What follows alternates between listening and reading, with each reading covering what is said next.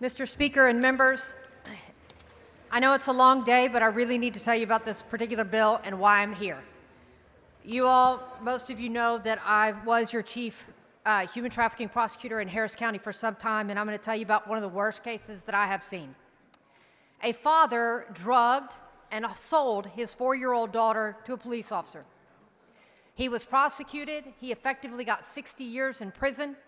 His case was appealed, and at the Court of Appeals level, they made a determination that because the child was too young to consent, and basing that on the opinion in In Re BW, which is another case that I handled for the child, that because she couldn't consent and because the officer didn't actually physically assault her and she didn't perform the sex act she was sold to for money, that he couldn't be convicted of the crime.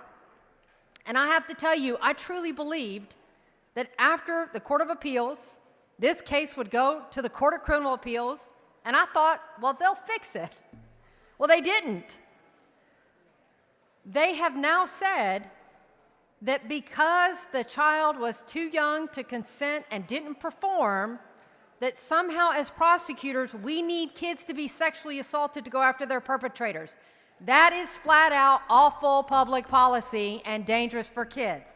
So while this bill can't do anything about that case and it can't reach back in time, it can guarantee from here on out that Texas law says that a child who is trafficked or a disabled individual, which Ms. T has done so much work on, that it is not a defense to a prosecution described by this subchapter that the trafficked child or disabled individual lacks the culpable mental state to engage in the act of prostitution or did not complete the act of prostitution.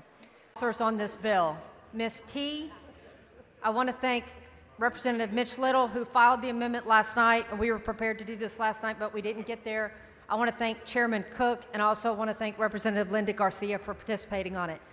This is a necessary thing that we get passed and handled before we get out of here this session. There are times, like Representative Wharton, you said to me the other day, something happened that made you feel like you knew why you were here right now. For me personally, it is this bill, and I appreciate your support on it to getting this fixed to truly protect kids from trafficking and exploitation. I move passage.